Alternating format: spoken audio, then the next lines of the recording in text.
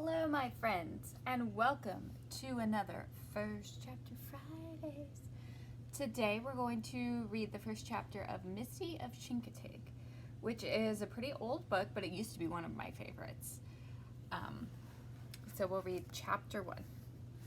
Live cargo. A wild, ringing neigh shrilled up from the hold of the Spanish galleon. It was not the cry of an animal in hunger, it was a terrifying bugle, an alarm call. The captain of the Santa Crista strode up on the poop deck. "Cursed be that stallion," he muttered under his breath as he stamped forward and back. Suddenly he stopped short. The wind. It was dying with the sun. It was spilling out of the sails, causing them to quiver and shake. He could feel his flesh creep with the sails. Without the wind, they would not get to Panama. And if it did not get there soon, he would be headed for trouble.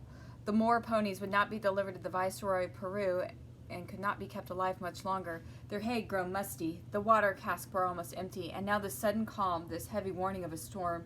He plucked nervously at his rusty black beard as if that would help him think. "We lie in the latitude of the white squalls," he said, a look of vexation on his face. "When the wind does strike, it will strike with fury." His steps quickened. "We must shorten the sail." He made up his mind. Cupping his hand around his mouth, he bellowed orders. "Furl the topgate sail, furl the coursers and the main topsail, shorten the foretopsail."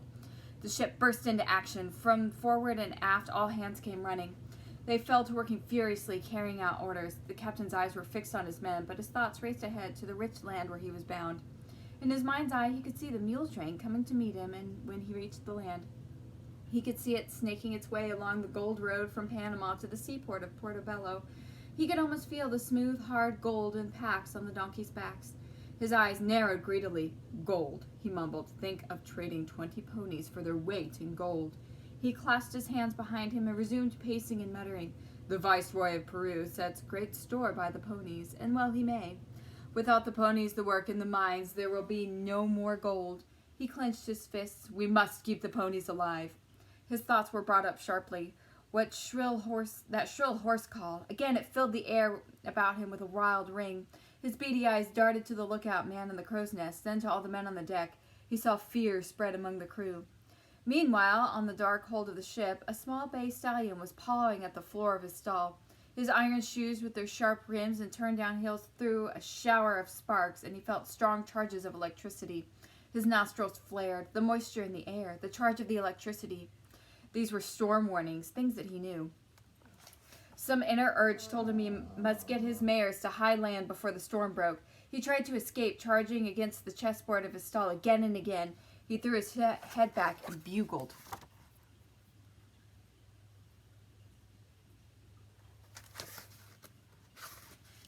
From the stalls beside him and from the stalls opposite him, 19 heads with small pointed ears peered out. 19 pairs of brown eyes whitened. 19 young mares caught his anxiety. They too tried to escape, rearing and plunging. But presently the animals were no longer hurling themselves. They were being hurled. The ship was pitching and tossing to the rising swell of the sea, flinging ponies forward against their chessboards, backwards against the ship's sides. A cold wind spiraled around the hatch. It whistled and screamed above the rough voice of the captain. It gave way to the deep flump, flump of thunder. The sea became a wildcat now, the galleon her prey. She stalked the ship and drove her off course. She slapped at her, rolling her victim from side to side. She knocked the spars out of her and used them to ram holes in the sides. She clawed at the rudder from the stern post and threw it into the sea. She cracked the ship's ribs as if they were brittle bones. Then she hissed and spat through the seams. The pressure of the sea swept everything before it. Huge baskets filled with gravel for ballast plummeted down the passageway between the ponies, breaking up stalls as they went by. Suddenly the galleon shuddered. From bow to stern came an endless rasping sound. The ship had struck a shoal. And with a ripping crashing of timber, the hull broke open. In that split second, the captain, his men, and the live cargo were washed up on the boiling foam. The wild sea cat yawned. She swallowed the men. Only the captain and 15 ponies managed to come up again. The captain bobbed alongside the stallion and made a wild grasp for his tail, but great waves swept him out of reach.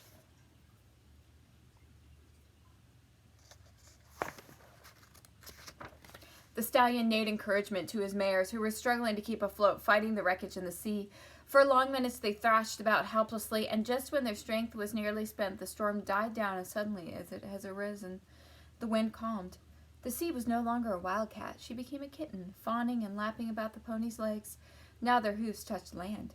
They were able to stand. They were scrambling up on the beach, up on Chincoteague Beach, that long sandy island which shelters the Tidewater County of Virginia and Maryland. They were far from the mines of Peru.